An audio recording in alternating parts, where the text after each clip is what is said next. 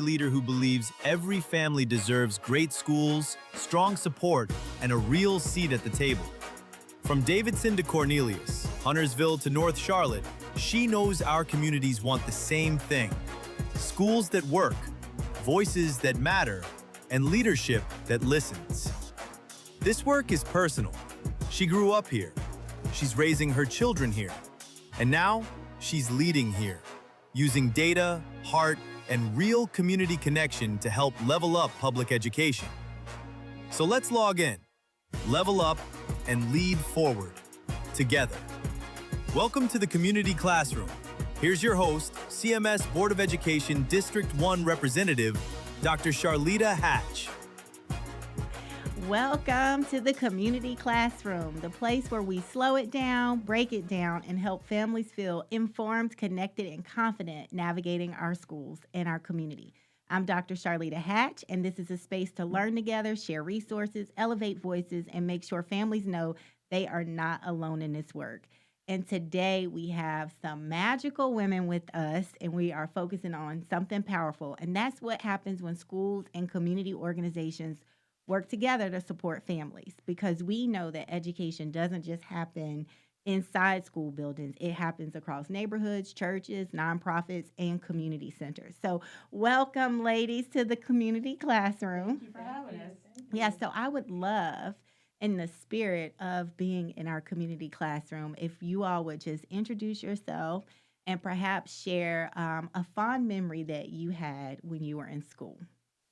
So we'll start with you, Leslie. All right. So I'm Leslie Wilson, Director of Educational Partnerships with the Jenkins Center. And a fond memory. Just the love of learning. I had some great teachers in elementary school. One that really stands out, learning about the Holocaust. Oh, wow. So, and of course, our own history. Mm-hmm. So since we're in Black History Month, right? Yes. So just learning about myself. Awesome. Hello, everybody. My name is Aurrita Payne, and just like Charlitta, I grew up in Charlotte-Mecklenburg Schools also, and my fondest memory is of my English teacher, Miss Rosa Scarborough at North Mecklenburg High School. Scarborough, you might know that name, but she was my English teacher, and she gave me the space to write. And my love of writing, poetry, short stories, she encouraged me to do that. And she would say, if you cut up in her class, she would send you outside and put your nose to the wall, you know. So she always threatened us to do that, but she was just she was a firehouse of a woman. I love that you named her. Mm-hmm. Diane? So happy to be here. My name is Diane Means. I'm the Director of Impact and Engagement for the Jenkins Center. I grew up in southeastern Kentucky, and I have so many fond memories of school. I think I just got really lucky. But one of my ones that just leapt to my memory right now was in the 6th grade. The yearbooks came out. My picture was less than attractive. Let's just say that. I had gotten a perm. It was the 80s, you guys. It looked really bad. And I stayed by the lockers that day crying because I was so embarrassed that people would see this, I thought, hideous picture of myself. And Mrs. Kathy Painter came out looking for me because I was a very diligent student. I don't think I had ever been tardy for class.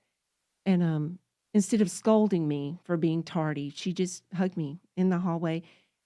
I don't remember that she cried, but I felt that day like she fully understood exactly what it felt to be like a 13-year-old girl in middle school, thinking that the worst thing that had ever happened to her was an ugly picture in the yearbook.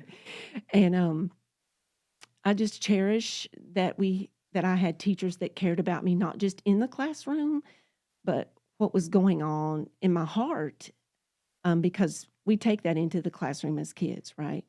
So, and I will say that I became a middle school teacher. I served as a middle school teacher for 3 years before I worked at the Jenkins Center.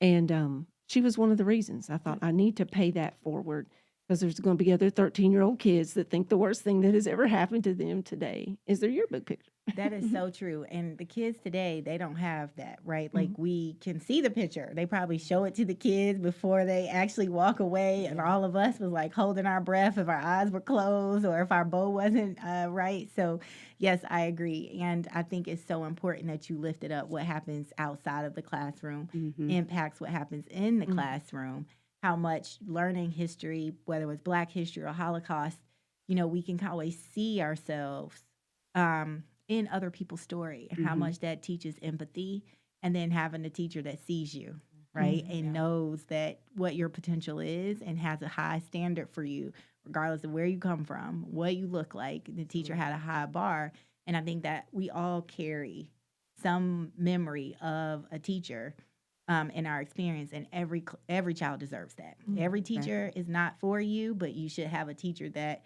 is for you at some point in your journey. So one of the things that y'all all have in common is you work for the Ada Jenkins Center. So would love for families who don't know, like, what is the Ada Jenkins Center? What's the mission? You know, I know it's a powerful story behind it. So who wants to kick us off? Well, our mission, Ada Jenkins Center's mission, is to help people create lasting solutions for economic stability. And there's numerous ways, services and programs that do that. And so, of course, you know, I'm with education services. Education is a key component in all of that, right?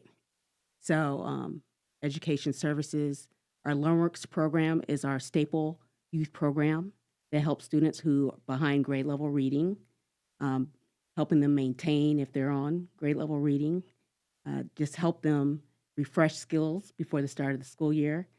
And once again, there's so many social determinants to learning, and that's where a lot of our other services and programs come along to help the students and the families. That's awesome. Is there anything else anybody would add to that? Oh, yes. We have a host of services. So we have an economic mobility program that includes financial assistance, which is often the number one thing someone learns about us when they're reaching out to us.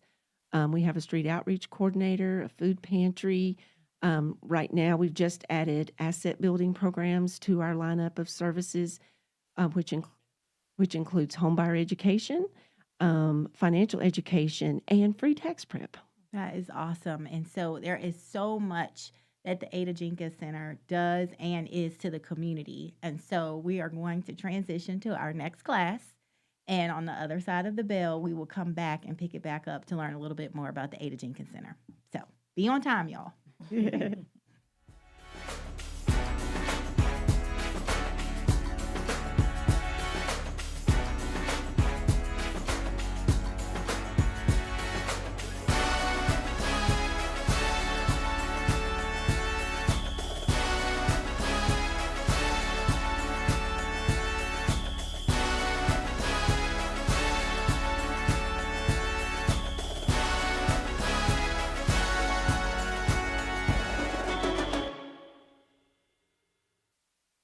We'll be right back with the Community Classroom, community perspectives, school success stories, and education insight you can use. Only on WSIC. Well, drying things out as we kick off a new work week around Lake Norman, bringing our sunshine back, and really pretty nice week of weather that we've got lined up. Upper 50s and low 60s for our Monday afternoon. The overnights will be chilly as we go down into the 30s again. Mid-60s for Tuesday, and then as we go into the middle of the week, a good opportunity for us to cross the 70-degree mark again. Looking forward to that. That's your forecast from the Serve Pickleball and Kitchen. I'm WSIC meteorologist Chase Myers.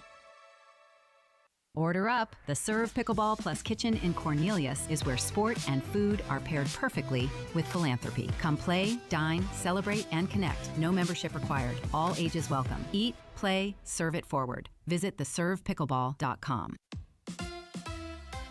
Here is your WSIC community calendar. Mooresville Community Children's Theater invites you to Honk Jr., a joyful musical retelling of The Ugly Duckling, filled with humor, heart, and messages about acceptance and self-confidence. Performances run February 26th and 27th at 7 p.m., February 28th at 1 and 4 p.m., and March 1st at 2 p.m. at the Joe V. Knox Auditorium in Mooresville. Learn more and get tickets at mooresvillechildrenstheater.org. Parents, if your kids are like mine, they just don't stop growing. The Terry Kids Children's Consignment Sale returns to Mooresville Saturday, February 28th through Wednesday, March 4th at the Merino Mill Complex, 200 Brawley Avenue. Shop huge savings on gently used children's clothing, toys, baby gear, and more, with multiple shopping days and early access options for the best selection. Get the full schedule, shopping times, and consignor info at terrykidsconsignment.com/Mooresville.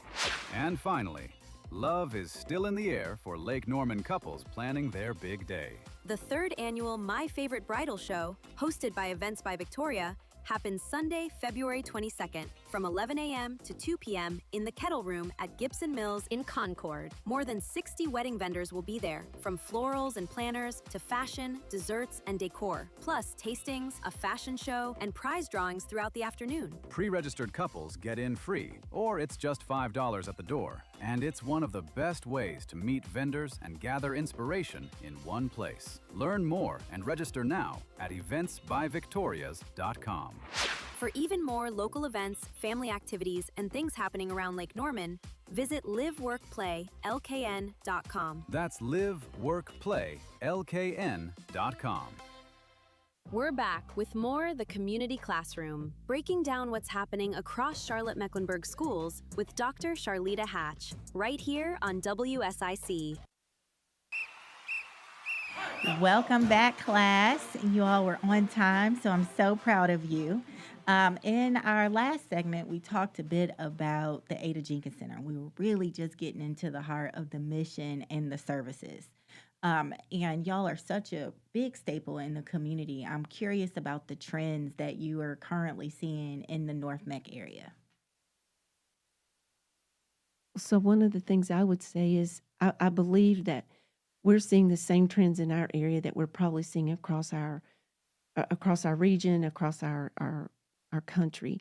One thing for sure is we have experienced a steep increase in the number of people needing food in our community, to the place where we are actually adding an extra day to our food pantry because we were simply filling up too fast just 2 days a week. So now in March, we will move to 3 days a week. So we'll be open Tuesdays, Wednesdays, and Thursdays. So that's one in particular that I think is really important, because food is, we all need it, right? There's not a soul on the planet that doesn't need food every day.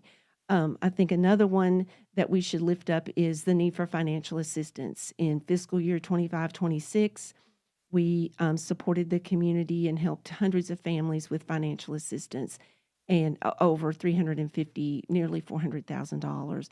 And that helps people avoid homelessness and disrupt, not having their utilities disconnected. And that's really important to keeping families feeling stable and secure. So, and sadly, that has not decreased at all either. So I think those are two trends that are present in our data and in our daily life at the center. Yeah, that's so interesting as you talk about the high rate of food and the needing to increase. And I think, and y'all correct me if I'm wrong, if there's like a perception that, some of these things were just persistent issues during COVID. And now that COVID is over, do families still need the same level of support? And COVID just allowed us to see it more. Do y'all experience any of those misconceptions? Well, speaking of COVID, so those students that were kindergarten during COVID are fifth graders now, and they're still struggling with reading. And so we're seeing an increase of out-of-school time support in reading. So speaking of COVID, yes, it's still feeling, the impact of that. So what do you wish or want every parent in the North Meck area to know right now? What do we want parents to know? That there's resources available, that they don't have to do this thing alone, that there's help out there for them. right? And they don't have to wait till it's a crisis. Yeah. So how would I know? I'm a parent. I've got a third grader. How would I know to ask for help, or how to even start saying, like, maybe I don't even know if I need help, but I'm curious because I'm listening. Like, what would be my first step with the Ada Jenkins Center? Well, just if you're curious or you think, should I not, definitely reach out. And you can visit our website, definitely, and you'll see the services and programs that we offer. And they start there, connecting that way.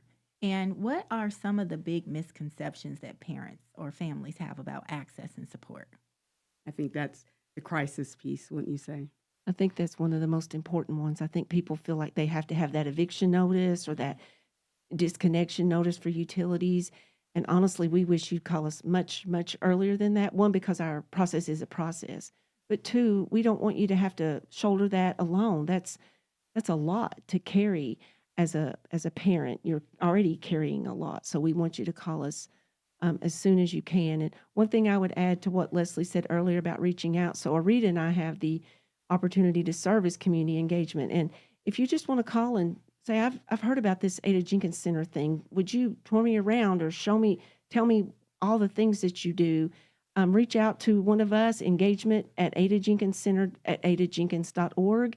And we will have a conversation with you, not only about what we do, but about what other community resources exist, because I think that's something that's important to say about Ada Jenkins, is that we know we don't do everything. We are definitely not trying to do that, but we are trying to help you connect with whatever help and support you need in the community. So I don't know that that's a misconception, but that's something I would want people to know is we want to help you get to your right best spot, whatever that is. That's awesome. One of the things that, we talked about, maybe if you're in a crisis, are there certain criteria that one must potentially have, or can any family that, is interested or curious reach out? Well, I think it also depends on the service of the program. Income guidelines for some of our service and programs, and then there's some that like education services with our LearnWorks program. If the child is struggling, we're serving the child. Oh, and then of course the family, but we're not going to, stifle if they make way too much or don't make enough. We want to serve that child. But there are other programs that have such. And so what signs might indicate? So let's talk about LearnWorks. So I'm a parent. I have kids in elementary school. What could I look for to see if there's potential need to call? Do I look at test scores? Should I ask the teacher? Like, what should I look for? Definitely the assessments is a great indicator. Most schools, especially CMS, use iReady, so it'll tell you if they're on grade level or not. So that's definitely, if they're not on grade level, if they're 1 to 2 grade levels behind, LearnWorks can help with that. But if you see your child struggling with reading, and even you're not sure if you can help them, we accept referrals from schools. So they can talk to their school teacher, their school admin, to see if LearnWorks would be a good fit for them. So that's good, because I do think, to your point, the perception of, I need support for my student, but maybe I won't qualify. And so what we're saying, or what you all are saying, is if you believe your student needs help, don't let that be a barrier. Come to us and let us figure out how to help service your child. Yes. So what does it look like in the afternoon? Let's maybe go with the LearnWorks. What does that look like? So, it's an extended day, right, for them. So they come off the bus, CMS school bus. We partner with them to bring them to the Ada Jenkins Center. Or we also have sites off our Ada Jenkins Center campus. We're at Huntersville Elementary School. They have snack because, once again, it's a long day.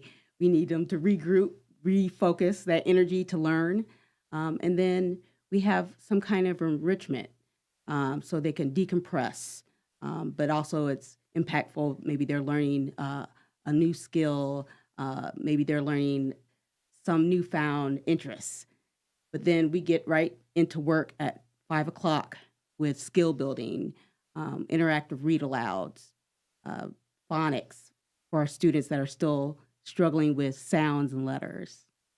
And we also have where on Thursdays and Fridays, we focus on enrichment to provide that real life application of what they're learning, because we want to find that intrinsic motivation for them to spark their interest as well. Oh, this is why it's important to read.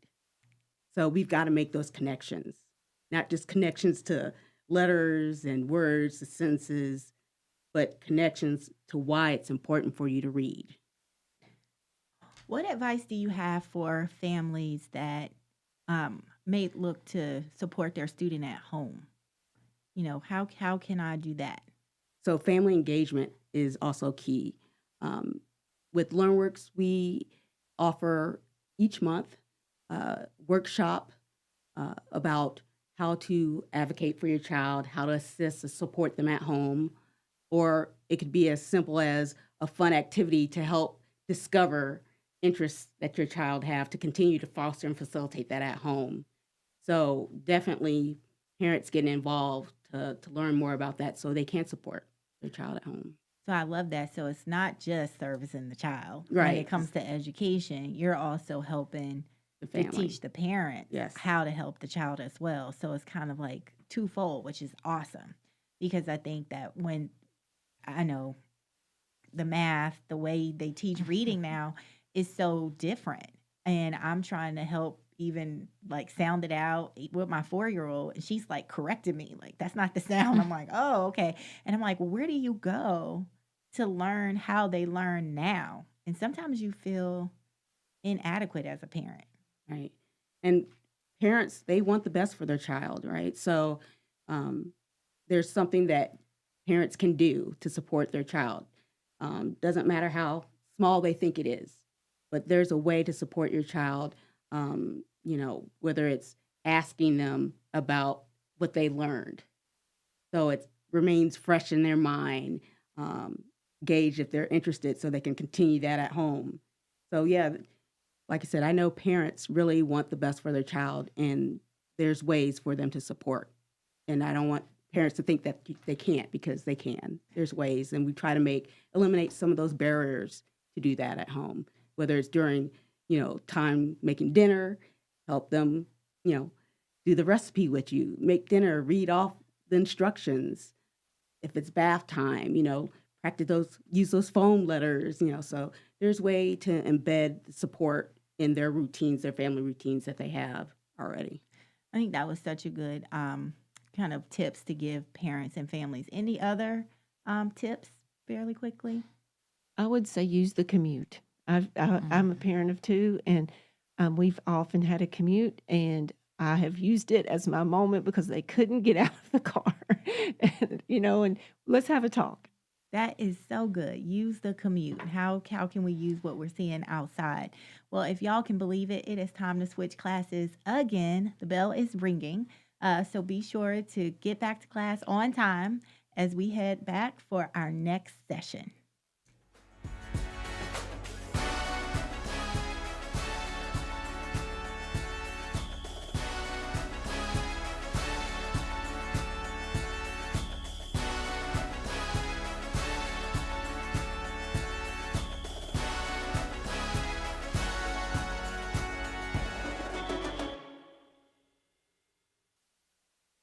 Stay with us. The community classroom continues in moments with Dr. Charlitta Hatch, right here on WSIC. Local starts here. Well, drying things out as we kick off a new work week around Lake Norman, bringing our sunshine back, and really pretty nice week of weather that we've got lined up. Upper 50s and low 60s for our Monday afternoon. The overnights will be chilly as we go down into the 30s again. Mid-60s for Tuesday, and then as we go into the middle of the week, a good opportunity for us to cross the 70-degree mark again. Looking forward to that. That's your forecast from the Serve Pickleball and Kitchen. I'm WSIC meteorologist Chase Myers. I'm Bryce Johnson with this Unpacking It Sports and Faith Minute. When a professional franchise has bad ownership, there isn't much that can be done to fix the lack of winning.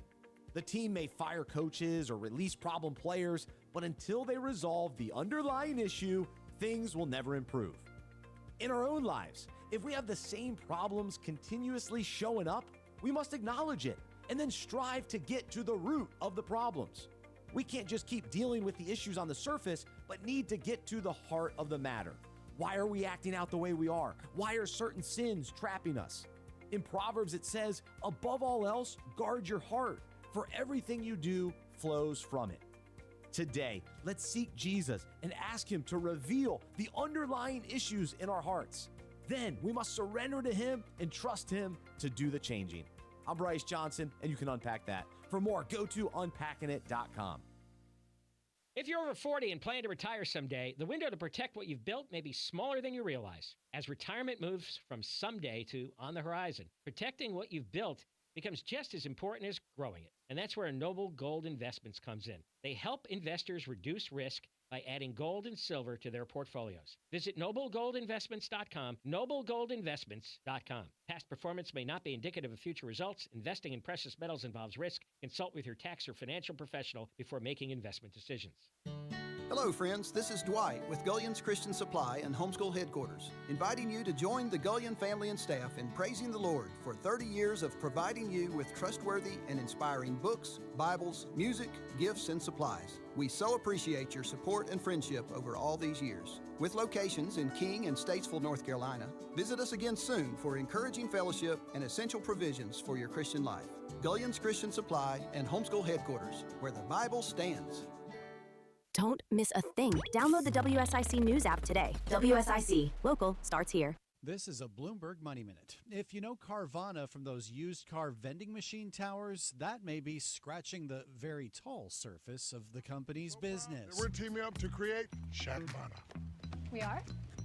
We are. Carvana's tapped Shaquille O'Neal, pretty tall guy himself, to pitch its online used car portal. Carvana's aiming to be the Amazon of automobiles, and it's doing it by taking on a lot of debt. It's a highly leveraged company. That's Bloomberg Detroit Bureau Chief David Welch. They want to get to 3 million vehicles a year, and I think this year they're on the forecast have them getting to about 600,000. Welch says Carvana took out a $3.5 billion loan to buy an auto auction house a few years back. It's also getting into new vehicles with 5 dealerships to start. But the biggest part of the business is selling its own debt to car buyers. Welch says Carvana had no problem selling $9 billion in loans in the first 9 months of last year. If they can grow into that footprint and outgrow the debt, it's a very profitable company. Nathan Hager, Bloomberg Radio. Friendly reminder, don't brake when you see the lake. WSIC. Local starts here. Welcome back to the Community Classroom, hosted by Dr. Charlitta Hatch. Insight, context, and community voices, only on WSIC. Local starts here. Welcome back, class. You all are excellent students. One thing that popped into mind is you said family engagement earlier, and then we also said community partner. I would love to hear y'all's definitions for family engagement and community partnership in action. Well, family engagement, like I said, parents, no matter how small, how big, being in their child's education, learning their interests to foster it at home. Maybe it looks like support academically, but taking interest of your child's education, connecting with the schools, connecting with the after-school program, communicating, and that's a partnership. That's within itself. Partnering with the after-school, with the schools. They're part of the community. They're part of their child's education. So that's what family engagement means to LearnWorks. That's awesome. Then community partnership, that's what Diane and I do through North-Met Connect. We partner with, because we only, for LearnWorks, it's only third through fifth grade. Well, first to fifth. And kindergarten. Recently. And so, but what about the older kids, right? So we would partner with a Center 360 or a YDI to find programs for those high schoolers or middle schoolers. So that's what a partnership would look like, bringing those resources to the area so it can service the whole family. That's awesome. And so when we think about housing, food security, mental health, and after school programming, how let's say you have people out there that's like, I don't understand how that connects to student achievement. You're saying you're doing all of those things, but you know, outside of the after school program, why do all of these things connect to student achievement? What would y'all say to that? Like I said, there are so many determinants to learning, and those food insecurity, wondering where you're going to sleep, right? Those are impacting student achievement. And that's the beauty of Ada Jenkins Center as well, because, not just the education piece, when the family or the student needs food, we can connect them. Our food pantry's right downstairs. We can make a referral for them to come downstairs. If their goal is part of, we want to own our home, we can connect them to asset building that Diane talked about, our program that, helps with that. So, it impacts greatly student achievement. But you know what? We're in the North Meck area. We've got the northernmost part of Charlotte, Huntersville, Cornelius, and Davidson. Like, how big of a deal is it? Does the Ada Jenkins Center, what happens if it wasn't there? Like, would it really be that big of a deal? What data or stories would y'all provide to help people understand the need in this area? Well, so one of the hats I wear at the center is to compile and coordinate our data. And in our last fiscal year, we supported over 3,500 individuals with throughout our services. That is unique, unduplicated. But some of those people used all of our services.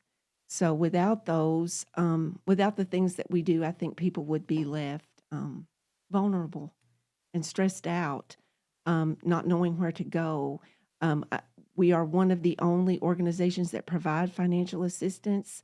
And I think that one is just so important, because when you can't make your bills or pay your payments, lots of things are put in jeopardy. And you can't be the best parent you can be. You can't be the best partner you can be, because you've got this other thing weighing on your mind. And without, again, like I said earlier, without food, without access to all the kinds of supports we have, you're left feeling alone. And I think there's just so much to be said about for people not feeling vulnerable. But yes, our data would say we helped over 3,500 people last year. And from looking at our data from this year, I don't think that number is going to be anything but up. I wish I could say it was down. We are all in the business of working ourselves out of a job. That's what we're supposed to be doing. But right now, the circumstances that are in our communities, that's just not accurate. That's not what's happening. So could somebody humanize it for me? A family story or impact story about a student that would kind of pull it together? Yes, we have several stories. Thinking of one where,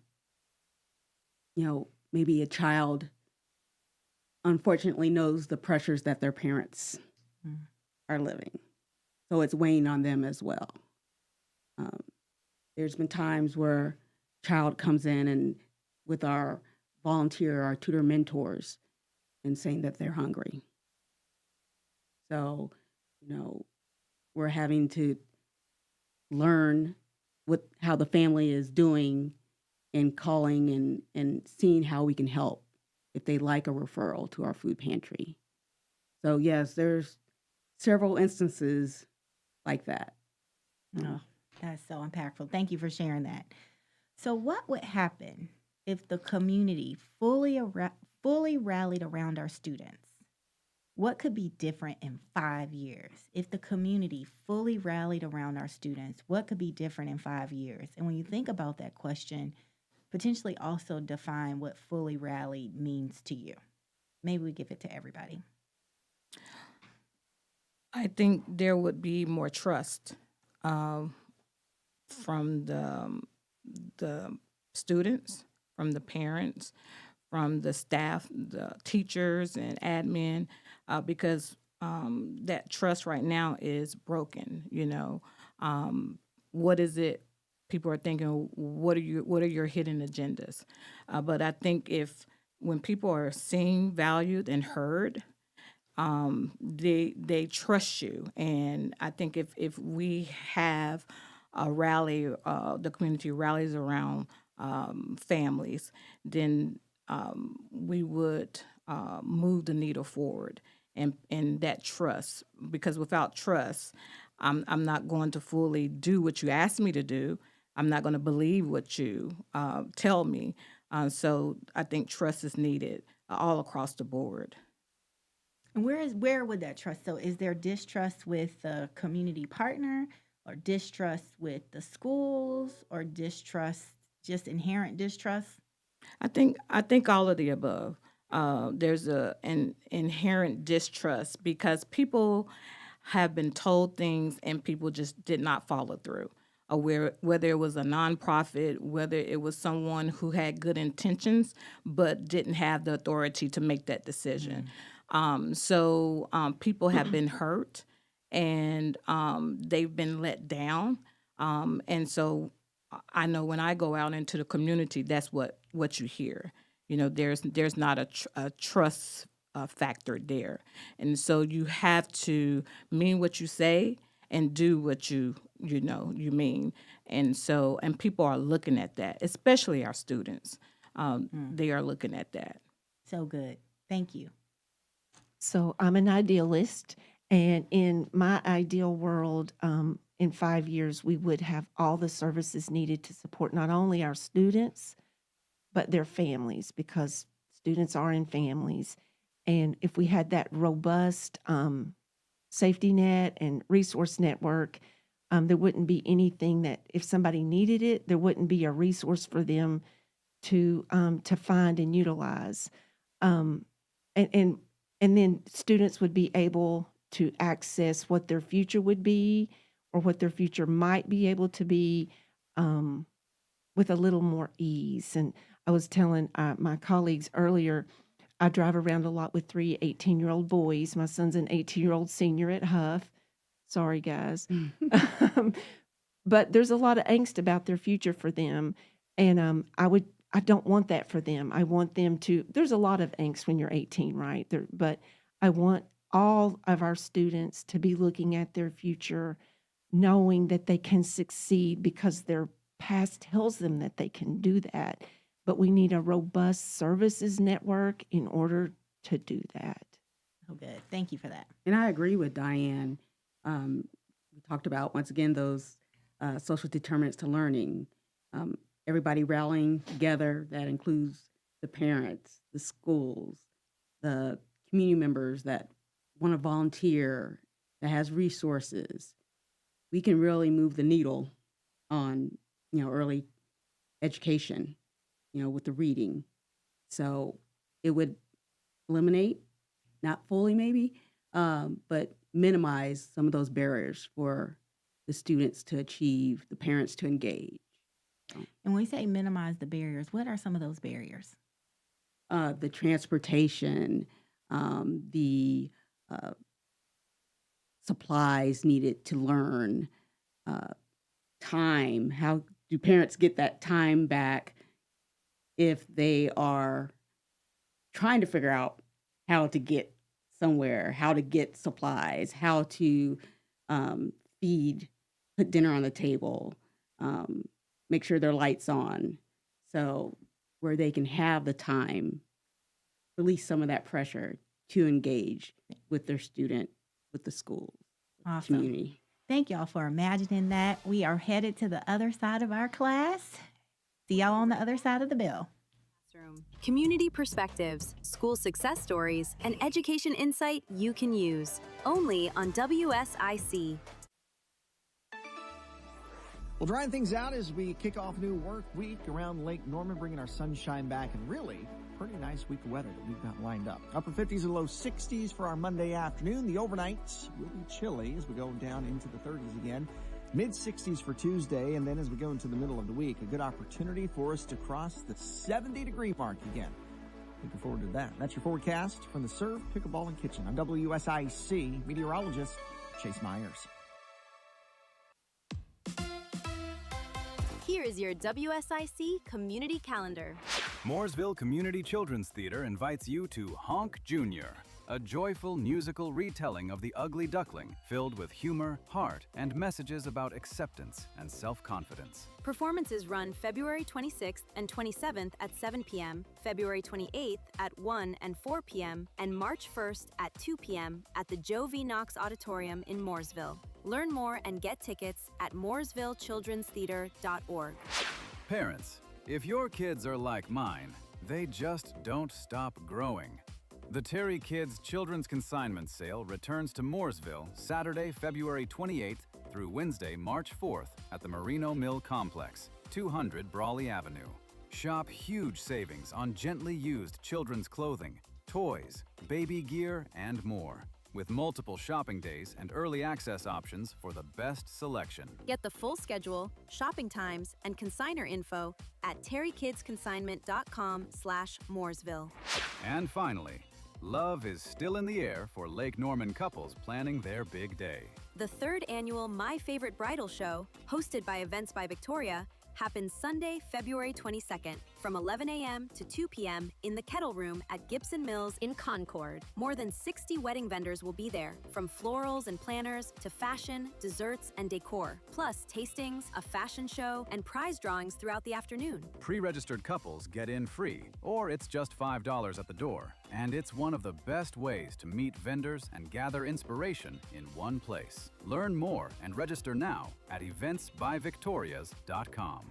For even more local events, family activities, and things happening around Lake Norman, visit liveworkplaylkn.com. That's liveworkplaylkn.com. Need a ride? iCats has you covered. Tuesdays to the VA in Salisbury, Thursday to Winston-Salem, and Fridays to Hickory. Plus, run errands every day around Iredell County for just $1. Visit rideicats.com. We're back with more The Community Classroom, breaking down what's happening across Charlotte-Mecklenburg Schools with Dr. Charlitta Hatch, right here on WSIC. Welcome back, class. And if you can believe it, it's almost time for graduation.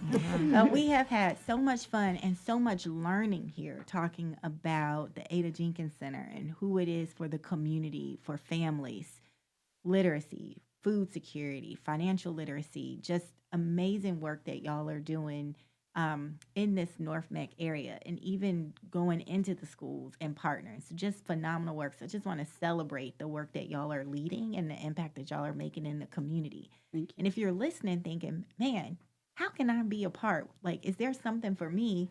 Well, we got 3 things. So that's 3 things to share with you today. So you can go back and re-listen to it, but if you can write it down, write it down. So we're going to start with you, Leslie, about the upcoming Education Summit and the details around that and who you want in the room. Yes, so on Tuesday, March 3rd, we will have Learning Together, the State of Education in North Meck Summit. So yes, we want everyone in the room, parents, educators, nonprofit, community members that interested in volunteering. School board members. Oh, definitely school board members, right? So Students. Students, yes. And that's going to be interesting. We're going to have student voices because it's important. Their voice matters, right? So yes, everybody come join. Actually, registration ends this Friday, February 20th. I'm trying to make it March already. February 20th is the registration deadline. And so once again, we are learning about bright spots that are happening in elementary education. But what are the needs, the challenges still? And what can we figure out how to address those things? So the key words for the Education Summit is perspectives, alignment, and action. I love that. One thing I want to call out is school is out that day if you're in CMS. And you have space for students. Yes, so the parents can participate. We have Summit Camp. So elementary students can join in the Summit Camp while their parents participate. Awesome. So definitely, and breakfast, lunch will be provided. So that's Tuesday, March the 3rd, Education Summit. 9 a.m. to 1 p.m. 9 a.m. to 1 p.m. Everyone is invited, including the kiddos. Yes. Awesome. Yes. All right, over to you, Diane. So our second session will be in mid-August. We don't have exact times yet, but keep on the lookout for that. It is going to be called Affordability in Context. So we're doing this one because affordability is a word that's out there in the community. And there might be some, misperceptions or lack of understanding of what that means right here in our community. So we will be putting together a session around what does it look like at different income points in our community to afford the things that it takes to have a life, right? Whether it's housing, transportation, education, healthcare, food, all insurance, all of the things it takes to run your home and to have a stable, secure life.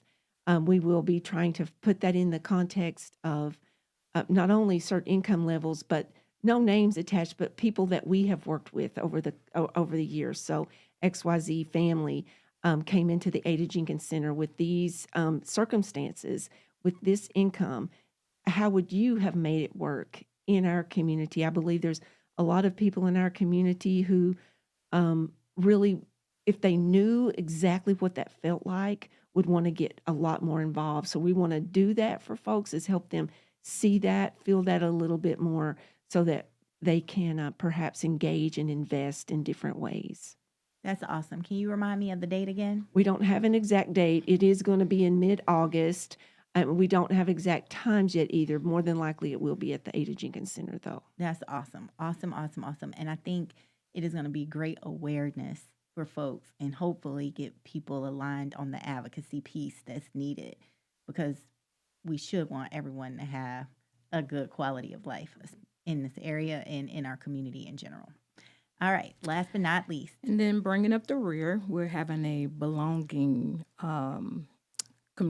conversation, because you can have the education summit, you can have the affordability workshop, but if people are not, again, seen, valued, or heard, then none of this is going to matter. We live in our silos, a lot of us do.